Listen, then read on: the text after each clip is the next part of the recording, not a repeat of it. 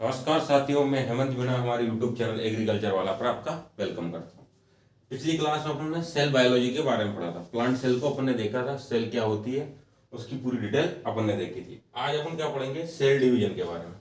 आज अपन पढ़ने वाले हैं सेल डिवीजन के बारे में। सेल डिवीजन के बारे में आज अपन बात करेंगे। सेल डिवीजन के बारे में, सेल डिवीजन क्या होती है, कौन कौन सी उसकी फेज होती है, उसके बारे में अपन बात करने वाले हैं। ठीक है, तो शुरू करते हैं सेल डिवीजन को। हेडिंग लगाते हैं सेल डिवीजन। सेल डिवीजन, ठीक है। सेल डिवीजन, सेल डिवीजन क्या होता है? किसी पुरानी सेल्स हैं जो पहले से ही सेल है, उससे नई सेल का बनना ही सेल डिवीजन कहलाता है। किसी पुरानी सेल से नई सेल का बनना ही क्या कहलाता है? सेल डिवीजन कहलाता है। जो पहले से सेल मौजूद है उस सेल से नई सेल का बनना ही, पुरानी जो कोशिका है उस कोशिका से नई कोशिका का बनना ही क्या कहलाता है? सेल डिवीजन कहलाता है, कोशिका विभाजन कहलाता है। ठीक है, सेल डिवीजन को बोलते हैं कोशिका विभाजन। कोशिका विभाजन, कोशिका विभाजन, ठीक है। सेल डिवीजन को बोला जाता है कोशिका विभाजन, ये आपको याद रखना है। ठीक है, तो मैंने क्या आपको क्या बताया? किसी पुरानी कोशिका से नई कोशिका का बनना ही क्या कहलाता है? सेल डिवीजन या कोशिका विभाजन कहलाता है। थोड़ी सी डेफिनेशन लिख देता हूं। The process of formation, the process of formation, the process of formation of new cell, new cell, the process of formation new cells from pre-existing cell, मतलब पहले से मौजूद cell, pre-existing cell, the process of formation new cell from pre-existing cell is referred to, उसको क्या बोला जाता है? Refer to cell division, उसको बोला जाता है refer to as as cell division, उसको बोला जाता है सेल डिवीजन, कोशिका विभाजन। ये आपको याद रखना है, ये मैं आपको हिंदी में बता चुका हूं। किसी पुरानी कोशिका जो मौजूद कोशिका है उससे नई कोशिका का बनना ही क्या कहलाता है? कोशिका विभाजन कहलाता है। अब इसकी बेसिक चीजें देखते हैं। ठीक है, अब ये एक डायग्राम बनाता हूं आपके सामने, एक छोटा सा। ये प्लांट है, डायग्राम बनाना मुझे आता नहीं है, मेरा डायग्राम इतना अच्छा नहीं है, तो आप थोड़ा सा बस समझने के लिए देख लीजिए। ये प्लांट है, ये इसकी रूट हो गई, ये रूट हो गई, ये स्टेम हो गया, ये स्टेम हो गया, इसको तना बोलते हैं। ठीक है, और ये यहां से इसकी पत्तियां हो गई। बोल रहा हूं मुझे प्लांट बनाना नहीं आता, इसको लीफ मान लो। ठीक है, इसको लीफ मान लो, और ये यहाँ पे इसका फ्लोर मान लो। डायग्राम मेरा अच्छा नहीं है, आप बस समझने के लिए देख लेना। इसको फ्लोर मान लो, फ्लोर।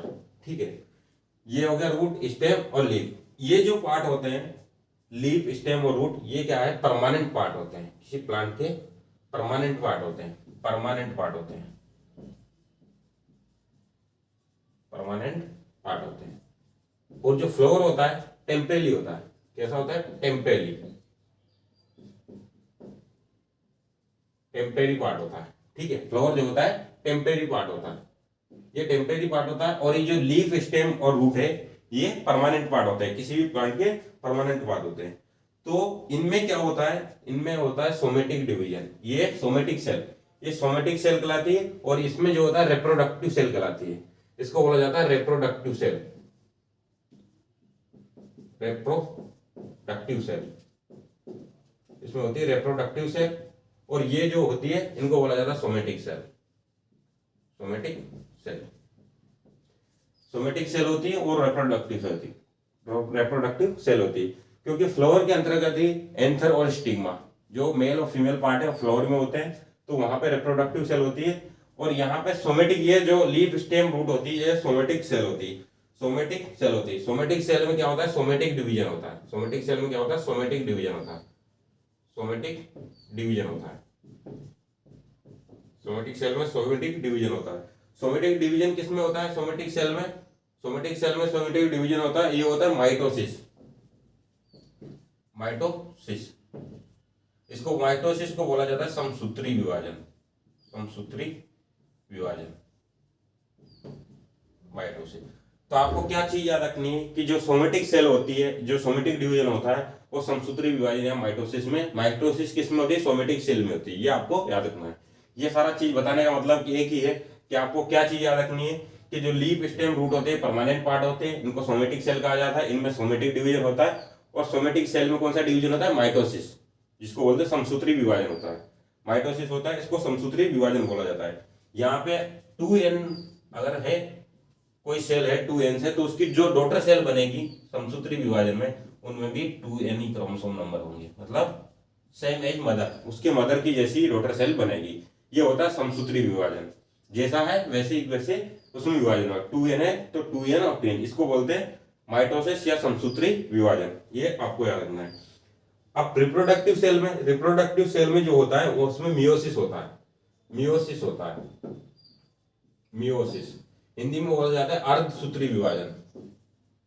अर्धसूत्री विभाजन, अर्धसूत्री विभाजन, अर्धसूत्री विभाजन, ठीक है। माइटोसिस सोमेटिक सेल में होता है, रिप्रोडक्टिव सेल में क्या होता है, मियोसिस, अर्धसूत्री विभाजन होता है। ये आपको याद रखना है। क्या याद रखना है, आपसे क्वेश्चन पूछा जा सकता है कि कौन सा विभाजन रिप्रोडक्टिव सेल में होता है, तो आपको याद रखना है मियोसिस। मियोसिस अर्धसूत्री विभाजन होता है। मियोसिस को बोला जाता है अर्धसूत्री विभाजन, माइटोसिस को बोला जाता है समसूत्री विभाजन।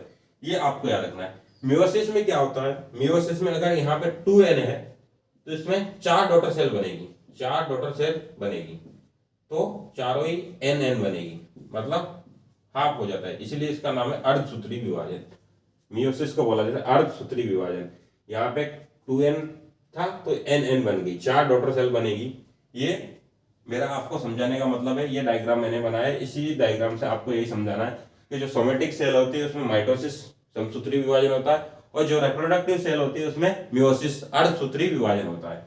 ये अपन आगे देखेंगे।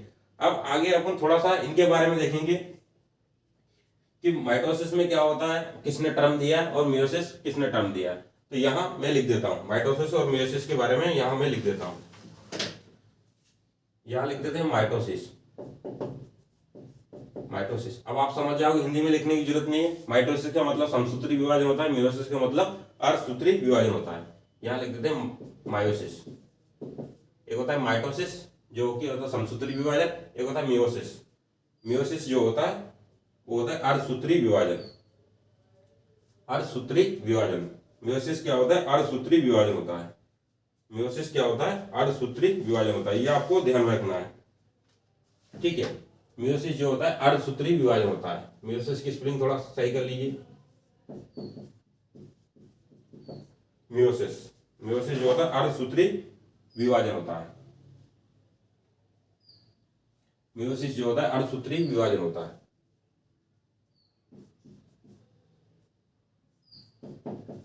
मियोसिस, मियोसिस, मियोसिस अर्धसूत्री विभाजन को बोला जाता है। ये होता है मियोसिस, ठीक है, इसको बोला जाता है मियोसिस। अब इनके बारे में देखते हैं, माइटोसिस टर्म किसने दिया और मियोसिस किसने दिया, ये पूछा जाता है। तो माइटोसिस किसने दिया, फ्लेमिंग ने। फ्लेमिंग, यहां लिख दो टर्म, किसने दिया, माइटोसिस। माइटोसिस जो टर्म है वो किसने दिया, फ्लेमिंग ने दिया। कब दिया, 1882 में। ईयर इतना इंपॉर्टेंट नहीं है, आपको इतना याद रखना है। माइटोसिस जो टर्म है फ्लेमिंग ने दिया, और मियोसिस जो टर्म है फार्मर और मूरे ने दिया। Farmer and Moore, Farmer and Moore ने दिया, ये आपको याद रखना है। माइटोसिस जो टर्म है वो फ्लेमिंग ने दिया, और मियोसिस जो टर्म है वो फार्मर और मूरे ने दिया। यहां से क्वेश्चन पूछा जाता है, ठीक है। अब इसमें क्या होता है, 2n जो होता है, 2n से कौन से जो डॉटर सेल बनती है वो भी 2n होती है। ये मैंने आपको अभी समझाया जस्ट। माइटोसिस में क्योंकि समसूत्री विभाजन होता है, ठीक है। इसमें जो साइज होता है, सेल का size, shape, DNA, DNA same as किसके समान, mother cell, same as mother cell, mother cell उसकी मातृ सेल के समान होता है। किसमें, माइटोसिस में। और इसमें जो होता है, इसमें क्या होता है, 2 स्टेज होती है। मियोसिस में 2 स्टेज होती है, एक तो होती है मियोसिस फर्स्ट, एक होती है मियोसिस सेकंड। मियोसिस सेकंड, दो स्टेज होती है, मियोसिस फर्स्ट और मियोसिस सेकंड होती है। तो इसमें क्या होता है, थोड़ा सा आप इसको लिख लेना, नोट डाउन कर लेना। सोमेटिक सेल वाला को मैं मिटा रहा हूँ, थोड़ा सा इसको अपन को आगे देखना है यहाँ पे, तो आपको इसको नोट डाउन कर लेना है, फिर स्क्रीनशॉट ले लेना। इसमें दो स्टेज होती है, मियोसिस में दो स्टेज होती है, एक होती है मियोसिस फर्स्ट और मियोसिस सेकंड। जो मियोसिस सेकंड होती है उसको माइटोसिस भी बोला जाता है, क्योंकि सेम एज माइटोसिस जैसी होती है मियोसिस सेकंड। तो मियोसिस फर्स्ट और मियोसिस सेकंड दो स्टेज होती है। इसमें 2n अगर डॉटर सेल है, मदर सेल है, तो उससे 4 में डिवाइड होगी वो। 4 में कैसे, n और n, इस टाइप से डिवाइडेशन होता है, इस टाइप से डिवीजन होता है। किसमें, मियोसिस में। दो स्टेज में पूरी होती है मियोसिस, मियोसिस फर्स्ट और मियोसिस सेकंड में। ठीक है, और देख लेते हैं। सबसे पहले इसमें मियोसिस कैसे होती है, जैसे यहाँ है 2n मदर सेल थी, तो पहले इसमें होगा मियोसिस फर्स्ट, m फर्स्ट लिख देता हूं उसको, मियोसिस फर्स्ट। जब मियोसिस फर्स्ट जो होता है उसमें क्या होता है, n और n, ये हो गया इसमें अर्धसूत्री विभाजन। मियोसिस फर्स्ट में अर्धसूत्री विभाजन हो गया। अब इसमें वापस से माइटोसिस होती है, इसमें माइटोसिस बोल दिया। मियोसिस सेकंड में क्या होता है, सेमेट माइटोसिस होता है। यहां से इससे भी दो बनेगी, इससे भी दो डॉटर सेल बनेगी, तो n और n, इससे भी n और n डॉटर सेल बनेगी। तो यहाँ पे होता है m सेकंड, मियोसिस सेकंड लिख देता हूं, m सेकंड। यहाँ पे मियोसिस फर्स्ट और मियोसिस सेकंड। अब आप देखना यहाँ पे क्या हो रहा था, यहाँ पे मदर सेल से सेम एज, माइटोसिस में क्या होता है, जो मदर सेल है उससे सेम एज डॉटर सेल बन रही थी। तो यहाँ तो जो मदर सेल है उससे डिफरेंट बन गई है मियोसिस फर्स्ट, लेकिन मियोसिस सेकंड को देखिए, यहाँ पे भी n है और यहाँ पे भी n है, तो ये सेम एज किसके जैसे होगी, माइटोसिस जैसे। इसलिए मैं बोल रहा हूँ जो मियोसिस फर्स्ट है वो डिफरेंट होती है, और मियोसिस सेकंड इसको माइटोसिस भी बोल सकते हैं, क्योंकि सेम एज माइटोसिस जैसी होती है। अब इसमें साइज शेप जो डीएनए होता है, साइज जो होता है डॉटर सेल का, साइज हो गया, शेप हो गया, डीएनए हो गया, DNA different from mother cell, from mother cell, mother cell से डिफरेंट होता है, मदर सेल से डिफरेंट होता है। ठीक है, मदर सेल से डिफरेंट होता है, मदर सेल से डिफरेंट होता है। ठीक है, इसको रिडक्शनल डिवीजन भी बोला जाता है। रिडक्शनल डिवीजन क्यों, रिडक्शन मतलब कम होना। तो यहाँ पे 2n था तो यहाँ n हो गया, रिडक्शन हो गया, तो इसलिए इसको क्या बोलते हैं, रिडक्शनल डिवीजन। मियोसिस को क्या बोला जाता है, रिडक्शनल डिवीजन। यहां लिख रहा हूं रिडक्शनल डिवीजन, इसको बोला जाता है रिडक्शनल डिवीजन। ठीक है, इसको क्या बोला जाता है, सोमेटिक डिवीजन। सोमेटिक डिवीजन होता है, सोमेटिक सेल में होता है, इसलिए somatic division, somatic division somatic cell में होता है, इसलिए सोमेटिक डिवीजन। माइटोसिस किस में होता है, सोमेटिक सेल में, सोमेटिक डिवीजन बोलते हैं। इक्वेशन डिवीजन बोलते हैं, इक्वेशन डिवीजन, क्योंकि इसमें इक्वल रहती है, 2n से 2n ही बनी, इसलिए इक्वेशन डिवीजन भी बोलते हैं इसको। होमोफाइटिक डिवीजन भी बोलते हैं, होमोफाइटिक डिवीजन, होमोफाइटिक डिवीजन, ये आपको याद रखना है। माइटोसिस को क्या क्या बोला जाता है, सोमेटिक डिवीजन, इक्वेशन डिवीजन और होमोफाइटिक डिवीजन। मियोसिस को क्या बोला जाता है, रिडक्शनल डिवीजन। आप इतना नोट डाउन कर लीजिए, इसके बारे में थोड़ा सा यहाँ लिख देता हूँ। सोमेटिक सेल में होता है, परमानेंट पार्ट होते हैं प्लांट के, सोमेटिक सेल में होता है, आप लोग नोट डाउन कर लेना। और सोमेटिक सेल में क्या होता है, माइटोसिस, माइटोसिस ये आपको याद रखना है। माइटोसिस में क्या होता है, 2n से 2n ही बनते हैं, ये आपको याद रखना है। ठीक है, आप इसको नोट डाउन कर लीजिए, आप इस पूरे को नोट डाउन कर लीजिए, उसके बाद में अपन आगे बढ़ेंगे। स्क्रीनशॉट लेकर या वीडियो को रोक कर भी आप लोग नोट डाउन कर सकते हैं, कोई इशू नहीं है। आप इसको अच्छे से नोट डाउन कर लीजिए। नीचे जो लिखा है वो लिखा है रिडक्शनल डिवीजन, जो मियोसिस में नीचे लिखा है उसको रिडक्शनल डिवीजन बोला जाता है। क्यों बोला जाता है, आपको समझ में आ गया होगा। ठीक है फ्रेंड्स, आप लोगों ने इसको नोट डाउन कर लिया होगा पूरे को। अगर इसमें कोई डाउट हो तो आप मुझे बता दीजिए, और नोट डाउन नहीं भी किया हो तो आप वीडियो को रोककर या फिर स्क्रीनशॉट लेकर नोट डाउन कर सकते हैं। वीडियो को रोककर भी आप लोग नोट डाउन कर सकते हैं। अगर इसमें कोई डाउट हो आपको तो आप कमेंट करके पूछ सकते हैं, नहीं तो आप टेलीग्राम या व्हाट्सएप ग्रुप में ज्वाइन हो जाइए, वहाँ पे डिस्कस कर सकते हैं या मुझे पर्सनली मैसेज कर सकते हैं। ठीक है, अब पढ़ेंगे माइटोसिस, समसूत्री विभाजन के बारे में डिटेल में पढ़ेंगे। ये तो मैंने आपको बेसिक जानकारी दे दी सेल डिवीजन के बारे में।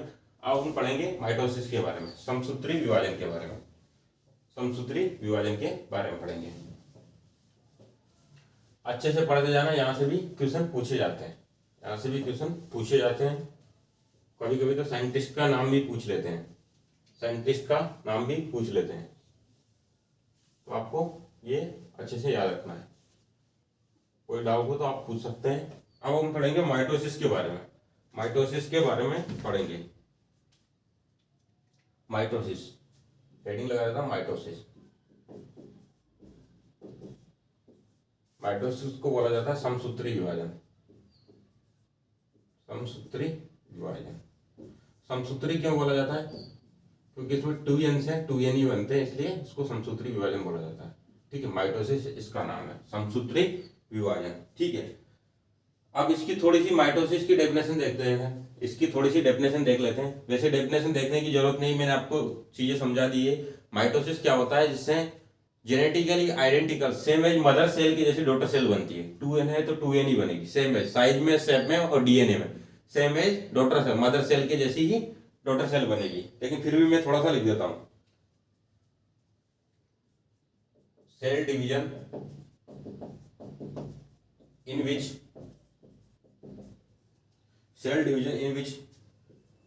one cell give rise to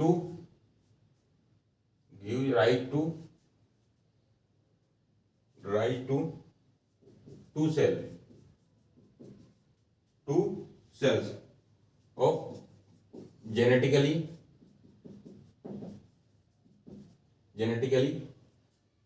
identical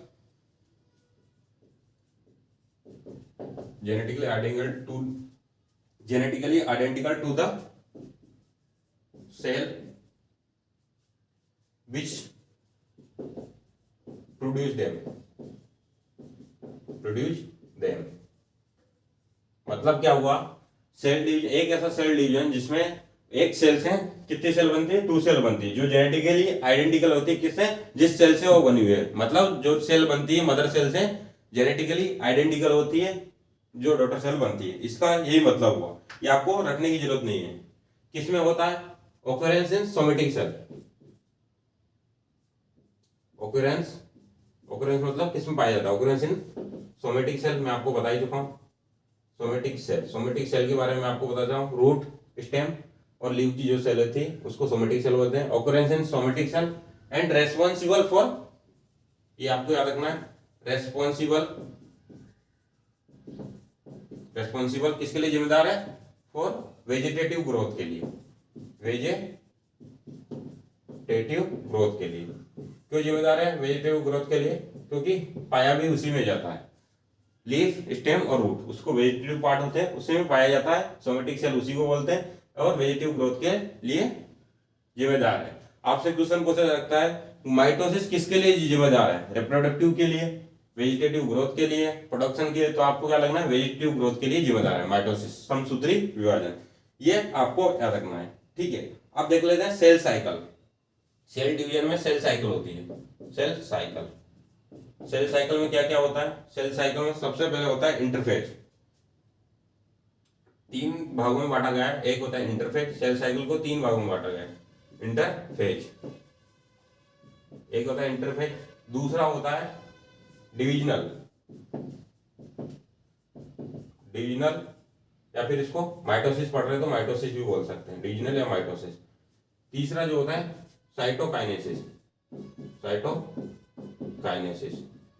ये सेल साइकिल के 3 भागों में डिवाइड किया गया है। जो सेल की साइकिल है उसको 3 भागों में डिवाइड किया है, इंटरफेज, डिविजनल फेज या फिर माइटोसिस पढ़ रहे हैं तो इसलिए माइटोसिस। ठीक है, और साइटोकाइनेसिस 3 भागों में मेनली बांटा गया है, 3 भागों में बांटा गया है। ठीक है, अब देखते हैं इंटरफेज। सबसे पहले अपन पढ़ेंगे इंटरफेज के बारे में। इंटरफेज के बारे में अपन पढ़ने वाले हैं। किसके बारे में अपन पढ़ेंगे? इंटरफेज के बारे में।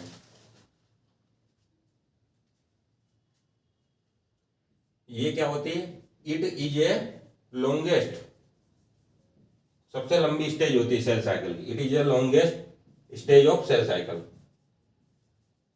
आपसे पूछा जा सकता है सेल साइकिल की सबसे लंबी अवस्था या स्टेज कौन सी है, तो वो कौन सी, इंटरफेज। इंटरफेज सबसे लंबी अवस्था है, इंटरफेज में सबसे लंबी अवस्था है। अब मैं आपको बता देता हूँ, डायग्राम मुझे बनाना अच्छा नहीं आता, मैं आपको पहले बता चुका हूँ, लेकिन आपको समझाने के लिए बना रहा हूँ। ठीक है, ये G1 है, इसको बोलते हैं G1, मतलब फर्स्ट गैप फेज, इसको बोला जाता है first gap phase.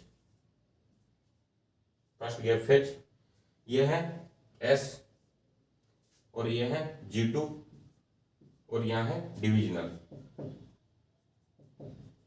Division phase या डिविजनल फेज।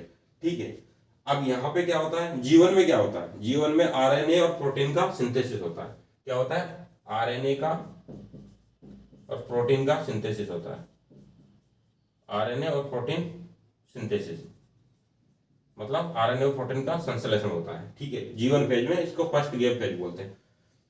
एस फेज में क्या होता है, एस फेज में होता है डीएनए का रेप्लिकेशन, डीएनए का रेप्लिकेशन, मतलब डीएनए दुगना हो जाता है, रेप्लिकेशन, डीएनए का रेप्लिकेशन होता है, डीएनए का रेप्लिकेशन होता है। और यहाँ पे G2 में क्या होता है, आरएनए और प्रोटीन का संश्लेषण, प्रोटीन सिंथेसिस। यहाँ पे सेम काम होता है, जैसे G1 होता है वैसे G2 में होता है सिंथेसिस, संश्लेषण, हिंदी में संश्लेषण बोलते हैं। ठीक है, ये आपने देख लिया। G1 में क्या होता है, फर्स्ट गैप फेज, आरएनए और प्रोटीन का सिंथेसिस। एस फेज में क्या होता है, डीएनए का रेप्लिकेशन। आपसे पूछा जा सकता है इंटरफेज की कौन सी अवस्था में डीएनए का रेप्लिकेशन होता है, तो एस फेज में, एस फेज में डीएनए का रेप्लिकेशन होता है। एस मतलब डीएनए का रेप्लिकेशन होता है। ठीक है, और यहाँ पे हिस्टोन प्रोटीन का निर्माण होता है, हिस्टोन प्रोटीन का निर्माण होता है। आपसे पूछा जाए कौन सी अवस्था में हिस्टोन प्रोटीन का निर्माण होता है, तो एस फेज में, इंटरफेज की एस फेज में हिस्टोन प्रोटीन का निर्माण होता है। ये भी आपको याद रखना है। ठीक है, ये आपको याद रखना है। अब इसको क्या बोला जाता है, इसको एक चीज भी और, फर्स्ट गैप फेज को क्या बोला जाता है, प्री डीएनए रेप्लिकेशन फेज। मतलब यहाँ पे डीएनए का रेप्लिकेशन हो रहा है तो इससे पहले है, तो इसको प्री डीएनए रेप्लिकेशन फेज भी बोला जाता है, pre DNA replication phase, pre DNA replication phase क्या बोला जाता है, प्री डीएनए रेप्लिकेशन फेज। क्यों बोला जाता है, क्योंकि डीएनए का रेप्लिकेशन एस अवस्था में होता है, तो सबसे चक्कर कैसे ऐसे G1 तो प्री डीएनए के रेप्लिकेशन से पहली वाली स्टेज है, तो प्री डीएनए रेप्लिकेशन फेज उससे पहली वाली फेज है, इसलिए प्री डीएनए रेप्लिकेशन। अब ये बाद वाली तो पोस्ट डीएनए रेप्लिकेशन फेज भी बोला जाता है, पोस्ट डीएनए रेप्लिकेशन फेज। ये आपको याद रखना है, ये आपको याद रखना है। इन दोनों में आरएनए और प्रोटीन का सिंथेसिस होता है, यहाँ पे डीएनए का रेप्लिकेशन होता है और हिस्टीन प्रोटीन का निर्माण होता है, हिस्टीन प्रोटीन का निर्माण होता है। ये आपको याद रखना। अब डिविजनल फेज में 4 स्टेज होती है, प्रोफेज, मेटाफेज, एनाफेज और टीलोफेज। ये 4 अवस्था इसमें पाई जाती है। किसमें, डिवीजन में 4 अवस्था पाई जाती है, प्रोफेज, मेटाफेज, एनाफेज और टीलोफेज। और इसके बाद में फिर टीलोफेज के जस्ट बाद में क्या होता है, यहां लिख देता हूं, टीलोफेज के जस्ट बाद में होता है साइटोकाइनेसिस, साइटोकाइनेसिस। इसके बाद में होता है साइटोकाइनेसिस, और यह साइटोकाइनेसिस में 2n ये डॉटर सेल बन जाती है। ये अपनी सेल साइकिल होती है, सेल साइकिल की पूरी अवस्था होती है। एक बार फिर मैं बताता हूं, सेल साइकिल में 3 मेन पार्ट होते हैं, इंटरफेज, डिविजनल फेज या माइटोसिस पढ़ रहे हैं तो माइटोसिस और साइटोकाइनेसिस। ठीक है, इंटरफेज सबसे लंबी स्टेज है सेल साइकिल की। आपसे पूछा जाए सबसे लंबी स्टेज कौन सी है सेल साइकिल की, तो सबसे लॉन्गेस्ट और लंबी या फिर ये इंटरफेज। इंटरफेज को 3 भागों में डिवाइड किया गया फर्दर, G1, S और G2। फर्स्ट गैप फेज, इसमें आरएनए और प्रोटीन का सिंथेसिस होता है। एस फेज में डीएनए का रेप्लिकेशन होता है, हिस्टोन प्रोटीन का निर्माण होता है। ठीक है, अब इसमें डीएनए का रेप्लिकेशन हो रहा है तो ये पहले वाली स्टेज है तो प्री डीएनए रेप्लिकेशन फेज बोल दिया इसको, बाद वाली तो पोस्ट डीएनए रेप्लिकेशन फेज बोल दिया। ठीक है, इसमें आरएनए और प्रोटीन का सिंथेसिस होता है, जो G1 में होता है वही G2 में होता है। उसके बाद में आती है डिविजनल फेज। डिविजनल फेज में 4 स्टेज होती है, प्रोफेज, मेटाफेज, एनाफेज, टीलोफेज। तो टीलोफेज के बाद में जो स्टेज होती है साइटोकाइनेसिस, यहाँ पे अपना सेल डिवीजन कंप्लीट होता है। ऐसे अपना सेल डिवीजन कंप्लीट होता है। अब अपन इनको डिटेल में एक एक से पढ़ेंगे, प्रोफेज, मेटाफेज, एनाफेज, टीलोफेज को अपन डिटेल में पढ़ेंगे। ठीक है, आप इतना नोट डाउन कीजिए, फिर अपन आगे बढ़ेंगे। आप इसको नोट डाउन कीजिए, फिर अपन आगे बढ़ेंगे। कोई चीज समझ नहीं आए तो आप बेशक पूछ लीजिए, डाउट नहीं रहना चाहिए। आप पूछ सकते हैं। आप लोग इसको नोट डाउन कर लीजिए, वीडियो को रोक कर नोट डाउन कर सकते हैं या फिर स्क्रीनशॉट लेकर आप लोग नोट डाउन कर सकते हैं। मैं इसको मिटा रहा हूँ, अपन आगे बढ़ेंगे। मैं इसको मिटा रहा हूँ, अपन आगे बढ़ेंगे। आप तब तक नोट डाउन कर लीजिए, मैं साइड हो रहा हूँ थोड़ी देर। पढ़ते जाइएगा, साथ साथ में याद करते जाइएगा।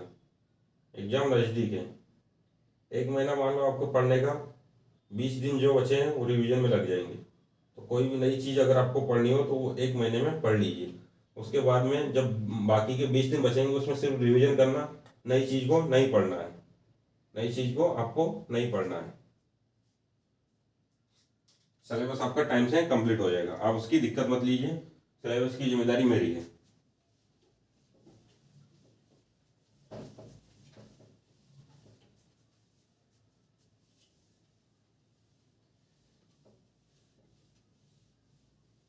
माइटोसिस ही चल रहा है, माइटोसिस, ठीक है, माइटोसिस से अपना चल रहा है। अब इसमें देखेंगे यहाँ पे 2n, माना कि मटर के क्रोमोसोम ले लेते हैं। मटर में कितने क्रोमोसोम होते हैं? 14 क्रोमोसोम, ठीक है। अब इसमें जो डिवीजन होगा तो यहाँ पे सबसे पहले होगा इंटरफेज। इंटरफेज, यहाँ इंटरफेज होगी। इंटरफेज में कौन सी 3 अवस्था होती है? G1, S, G2। एस में क्या होता है? डीएनए का रेप्लिकेशन होता है, डीएनए रेप्लिकेशन, डीएनए का रेप्लिकेशन होता है। तो यहाँ क्रोमोसोम 14 लिए थे, डीएनए रेप्लिकेशन में वो 28 हो जाएंगे। 2n बराबर कितने? 28 हो जाएंगे। यहाँ पे 2n बराबर अपने 14 लिए थे। क्यों 28 हो गया? क्योंकि डीएनए का रेप्लिकेशन हो गया, इसलिए यहाँ पे क्रोमोसोम 28 हो जाएंगे, ठीक है। अब डिवीजन की जो फेज होती है, कौन कौन सी फेज होती है डिवीजन की, आगे देखते हैं। डिवीजन, डिवीजन बोल दो या फिर माइटोसिस बोल दो। इसकी जो फेज होती है कौन कौन सी होती है? प्रोफेज, सेकंड होती है मेटाफेज, थर्ड होती है एनाफेज, और लास्ट होती है टीलोफेज। टीलोफेज 4 अवस्था होती है डिवीजन में, प्रोफेज, मेटाफेज, एनाफेज और टीलोफेज। तो अपन को एक एक करके पढ़ेंगे, ठीक है। सबसे पहले अपन पढ़ते हैं प्रोफेज को। डायग्राम बनाना मुझे अच्छा सा नहीं आता है। प्रोफेज यहाँ लिख देता हूँ, प्रोफेज, आप बस समझने के लिए मैं आपके लिए बना रहा हूँ। प्रोफेज, ये होते हैं इसमें क्रोमोसोम, ये हो गए क्रोमोसोम। ये क्या है? यहाँ पे जो बना ये है न्यूक्लियोलस।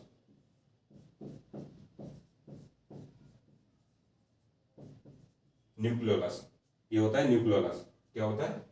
न्यूक्लियोलस। और ये जो है, ये क्या है? Nuclear membrane. ये जो मेम्ब्रेन है इसको बोलते हैं न्यूक्लियर मेम्ब्रेन। न्यूक्लियर मेम्ब्रेन, एक एक करके अपन देखेंगे। प्रोफेज को देख रहे हैं अपन, ये है न्यूक्लियर मेम्ब्रेन, ठीक है। ये अंदर क्या है? ये क्रोमोसोम है, ठीक है। प्रोफेज के बारे में देखेंगे। माइटोसिस की सबसे लंबी अवस्था यहाँ देख रहा हूँ, लॉन्गेस्ट फेज है, लॉन्गेस्ट फेज है। पहला पॉइंट हो गया, सबसे लंबी अवस्था है, लॉन्गेस्ट फेज है, ठीक है। इसकी जो मिड ये प्रोफेज है, इसमें मिड होती है, मिड जो प्रोफेज होती है, मिड प्रोफेज, मिड प्रोफेज। इसमें क्रोमोसोम कैसे हो जाते हैं? शॉर्ट और थिक हो जाते हैं, शॉर्ट हो जाते हैं क्रोमोसोम, शॉर्ट एंड थिक हो जाते हैं, छोटे और मोटे हो जाते हैं। मिड अवस्था है प्रोफेज की, मिड अवस्था। और एंड ऑफ प्रोफेज में क्या होता है? एंड प्रोफेज में, प्रोफेज के लास्ट में क्या होता है? प्रोफेज के लास्ट में न्यूक्लियर मेम्ब्रेन और न्यूक्लियर डिसअपियरेंस हो जाते हैं। न्यूक्लियर मेम्ब्रेन और न्यूक्लियोलस, न्यूक्लियोलस डिसअपेयर हो जाते हैं। डिसअपेयर मतलब दिखना बंद हो जाते हैं, डिसअपेयरेंस हो जाते हैं। क्या होता है? सबसे प्रोफेज क्या होती है? सबसे लंबी अवस्था है। इसकी मिड प्रोफेज में क्या होता है? जो क्रोमोसोम होते हैं शॉर्ट हो जाते हैं, छोटे और मोटे हो जाते हैं, शॉर्ट और थिक हो जाते हैं। एंड प्रोफेज में न्यूक्लियर मेम्ब्रेन, ये जो न्यूक्लियर मेम्ब्रेन है और ये न्यूक्लियोलस है, डिसअपेयरेंस हो जाते हैं, दिखना बंद हो जाते हैं। और एक क्या होता है? स्पिंडल फाइबर का निर्माण होता है, स्पिंडल फाइबर का फॉर्मेशन हो जाता है, स्पिंडल फाइबर का फॉर्मेशन। ये इतना बस आपको याद रखना है, जो इंपॉर्टेंट है वही पढ़ाऊंगा आपको। इतना बस आपको याद रखना है। स्पिंडल फाइबर का निर्माण होता है किसमें, प्रोपेज फास्ट में। अब प्रोपेज फास्ट के बाद में अब आती है मेटाफेज। अब आती है अपनी मेटाफेज। प्रोफेज के बाद में अब आती है मेटाफेज। ये मैं मिटा देता हूं, आप इसको लिख लेना। प्रोफेज के बाद में आती है मेटाफेज। यहां पे बना रहा हूं डायग्राम, ये होती है मेटाफेज। मेटाफेज मेटाफेज मेटाफेज में दूसरी अवस्था है। इसमें क्या होता है, जो क्रोमोसोम होता है वो इक्विटोरियल प्लेट पे अरेंज हो जाते हैं। क्रोमोसोम हो जाते हैं वो इक्विटोरियल प्लेट पे, ये इक्विटोरियल प्लेट है, इसमें इक्विटोरियल प्लेट पे क्या हो जाता है, जमा हो जाते हैं, अरेंज हो जाते हैं, इक्विटोरियल प्लेट पे जमा हो जाते हैं। डायग्राम मेरे को अच्छे से नहीं आता, आप बस समझने के लिए मैं बना रहा हूँ, ठीक है। समझने के लिए मैं आपके लिए बस डायग्राम बना रहा हूँ, पेंटिंग मेरी अच्छी नहीं है, ठीक है। जो क्रोमोसोम होते हैं वो इक्विटोरियल प्लेट पे क्या हो जाते हैं, अरेंज हो जाते हैं। क्रोमोसोम कहाँ अरेंज हो जाते हैं, ये क्या है, इक्विटोरियल प्लेट। इक्विटोरियल प्लेट इस पे क्या हो जाता है, क्रोमोसोम जो होते हैं अरेंज हो जाते हैं। क्रोमोसोम अरेंज हो जाते हैं कहाँ पे, इक्विटोरियल प्लेट पे। इक्विटोरियल प्लेट पे क्रोमोसोम अरेंज हो जाते हैं, किसमें, मेटाफेज में, ठीक है। इक्विटोरियल प्लेट पे मेटाफेज में क्रोमोसोम क्या हो जाते हैं, अरेंज हो जाते हैं और स्पिंडल फाइबर से जुड़ जाते हैं। ये यहाँ पे स्पिंडल फाइबर है, यहाँ पे भी स्पिंडल फाइबर है, तो इससे जुड़ जाते हैं, ऐसे करके इससे जुड़ जाते हैं, स्पिंडल फाइबर से जुड़ जाते हैं, ठीक है। ये क्रोमोसोम है। डायग्राम अच्छा नहीं है, ठीक है, ठीक है। इसको बोला जाता है क्रोमेटिड। ये जो पार्ट है ऊपर वाला, इसको बोला जाता है क्रोमेटिड। क्रोमेटिड ये होता है क्रोमेटिड। इसको बोला जाता है सेंट्रोमियर। इसको बोला जाता है सेंट्रोमियर। ये वाला पार्ट है क्रोमेटिड बोला जाता है, इसको सेंट्रोमियर बोला जाता है, ये आपको याद रखना है। अब इसमें क्या है, इसका क्या ध्यान रखना है आपको, जो क्रोमोसोम है मेटाफेज अवस्था में क्रोमोसोम इक्विटोरियल प्लेट पे अरेंज हो जाते हैं। दूसरी चीज क्या ध्यान रखनी है, स्पिंडल फाइबर किससे कनेक्ट हो जाता है, किससे कनेक्ट हो जाते हैं स्पिंडल फाइबर, सेंट्रोमियर से। ये सेंट्रोमियर है, इससे ये स्पिंडल फाइबर कनेक्ट हो गए। स्पिंडल फाइबर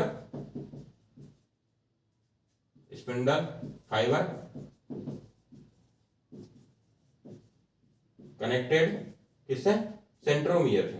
सेंट्रोमियर, ये दो चीज आपको ध्यान रखनी है। मेटाफेज अवस्था में क्या होता है, जो क्रोमोसोम है इक्विटोरियल प्लेट पे अरेंज हो जाते हैं और स्पिंडल फाइबर किससे कनेक्ट हो जाते हैं, सेंट्रोमियर से। ये सेंट्रोमियर है और ये क्रोमेटिड है, तो सेंट्रोमियर से स्पिंडल फाइबर कनेक्ट हो जाते हैं, ये आपको इतना ध्यान रखना है। इसके बाद में आती है दूसरी अवस्था, प्रोफेज। मेटाफेज पढ़ लिया, अब आती है अपनी एनाफेज। एनाफेज एनाफेज एनाफेज दूसरी अवस्था आती है अपनी एनाफेज। एनाफेज में क्या होता है, जो क्रोमोसोम होता है लॉन्गिट्यूडिनल डिवीजन हो जाता है। लॉन्गिट्यूडिनल डिवीजन हो जाता है और अपोजिट साइड पे चले जाते हैं, पोल के अपोजिट साइड पे चले जाते हैं। यहां बीच में थे, यहां अपोजिट साइड में आ जाएंगे, ठीक है। क्या होता है, अपोजिट साइड में चले जाते हैं, ठीक है, अपोजिट साइड में चले जाते हैं।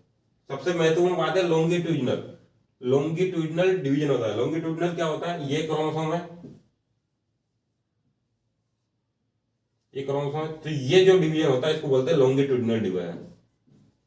लॉन्गिट्यूडिनल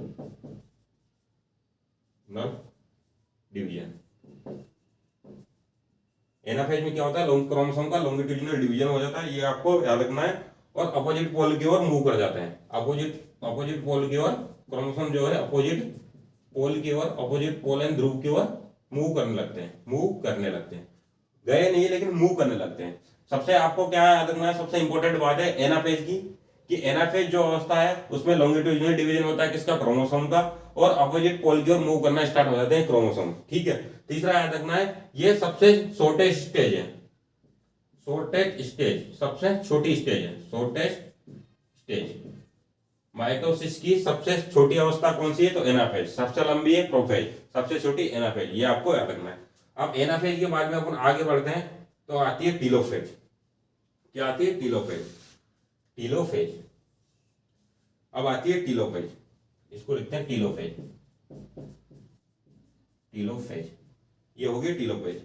टीलोफेज में क्या होता है, ये यहाँ पे मूव करना स्टार्ट हुए थे अपोजिट पोल की ओर एनाफेज में, और यहाँ चले ही जाते हैं, अपोजिट पोल की ओर चले जाते हैं। क्रोमोसोम जो है दूसरे अपोजिट पोल की ओर चले जाते हैं। ये क्रोमोसोम का डायग्राम मेरे से अच्छे से नहीं बन रहा, डायग्राम क्रोमोसोम का किसी कोई भी चीज का मेरे से अच्छे से बनता नहीं, लेकिन ये अपोजिट पोल की ओर चले जाते हैं। आप बस समझने के लिए समझ जाइए, जो क्रोमोसोम होते हैं अपोजिट पोल की ओर पहुंच जाते हैं। ये पहुंच गए, ये आपको याद रखना है, ये पहुंच गए, ऐसे अपोजिट पोल की ओर चले जाते हैं। आपने देखा यहाँ पे सेंटर में थे, यहाँ पे इक्वेटोरियल प्लेट पे जमा हुए मेटाफेज पे, और एनाफेज पे अपोजिट पोल की ओर मूव करना स्टार्ट हुए, यहाँ पे फाइनली अपोजिट पोल पे पहुंच गए। ठीक है, टीलोफेज में। तो टीलोफेज में क्रोमोसोम अपोजिट पोल पे पहुंच गए। यहाँ लिखना है, लाइन खींच दी मैंने, क्रोमोसोम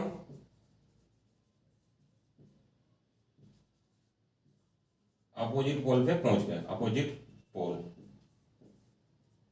पोल पे पहुंच गए। दूसरा क्या है, स्पिंडल फाइबर का डिसेंट्रिकेट हो गए। स्पिंडल फाइबर कहाँ, यहां से स्पिंडल फाइबर दिखना बंद हो गए। स्पिंडल फाइबर क्या होता है, स्पिंडल फाइबर का डिसेंट्रिकेट,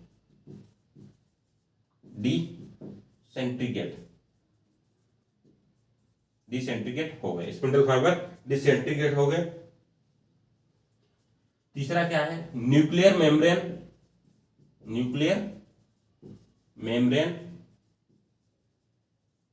एंड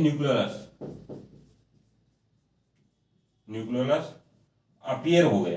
कहां पे गायब हुए थे, दिखना कहां पे, डिसअपीयर होना कहां स्टार्ट हुए थे, कहते हैं प्रोफेज में। कहां पे जाके अपीयर हुए, न्यूक्लियर मेम्ब्रेन और न्यूक्लियोलस कहां पे, टीलोफेज में। ये आपको याद रखना है। और इसको क्या बोला था, reverse prophase, reverse of prophase का उल्टा थे। वहां पे प्रोफेज में क्या होता है, डिसअपीयर होना स्टार्ट होते हैं, और यहाँ पे अपीयरेंस हो गए। तो ये प्रोफेज का उल्टा है, ये भी आपको ध्यान रखना है, प्रोफेज का उल्टा है, ये आपको ध्यान रखना है। इसके बाद में जो लास्ट अवस्था होती है माइटोसिस की, वो होती है साइटोकाइनेसिस। साइटोकाइनेसिस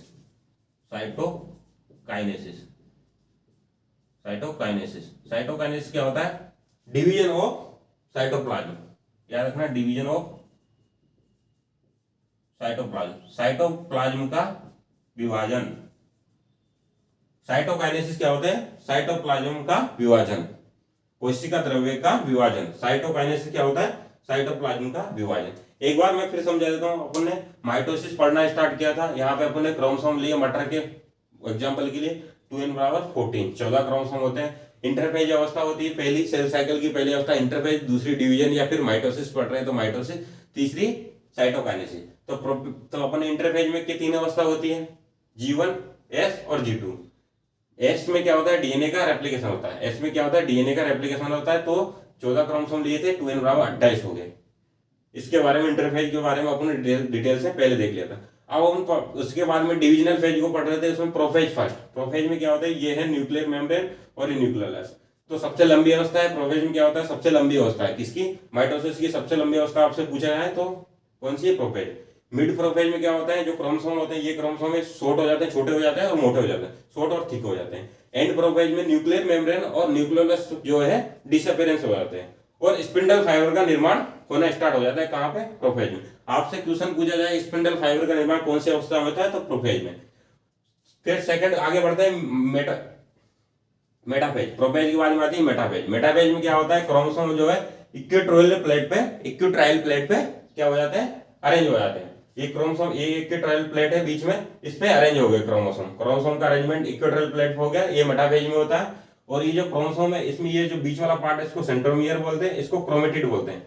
ये जो पार्ट है इसको बोला जाता है क्रोमेटिड, ये होता है क्रोमेटिड। तो स्पिंडल फाइबर जो किससे अटैच हो जाता है, किससे कनेक्ट हो जाता है, सेंट्रोमियर से। ये जो स्पिंडल फाइबर है, ये किससे कनेक्ट हो गया, सेंट्रोमियर से कनेक्ट हो गए। किससे कनेक्ट हो गए, सेंट्रोमियर से कनेक्ट हो जाते हैं। किससे कनेक्ट हो जाते हैं, ये जो स्पिंडल फाइबर है वो सेंट्रोमियर से कनेक्ट हो जाता है, सेंट्रोमियर से कनेक्ट हो जाते हैं, सीधे यहाँ जाकर सेंट्रोमियर से कनेक्ट हो जाते हैं। स्पिंडल फाइबर किससे कनेक्ट हो जाते हैं, सेंट्रोमियर से कनेक्ट हो जाते हैं। तो ये आपको याद रखना है, स्पिंडल फाइबर किसमें कनेक्ट होते हैं, सेंट्रोमियर से, मेटाफेज में। उसके बाद में आती है एनाफेज, सबसे छोटी अवस्था है। माइटोसिस की सबसे बड़ी अवस्था प्रोफेज है। एनाफेज सबसे छोटी अवस्था है। इसमें क्या होता है, जो क्रोमोसोम होता है उसका लॉन्गिट्यूडिनल डिवीजन होता है और वो अपोजिट ध्रुव की और अपोजिट पोल की ओर मूव करना स्टार्ट कर देते हैं, सबसे छोटी अवस्था। उसके बाद में आता है टीलोफेज। टीलोफेज में जो क्रोमोसोम यहाँ पे स्टार्ट हुए थे अपोजिट पोल की ओर जाना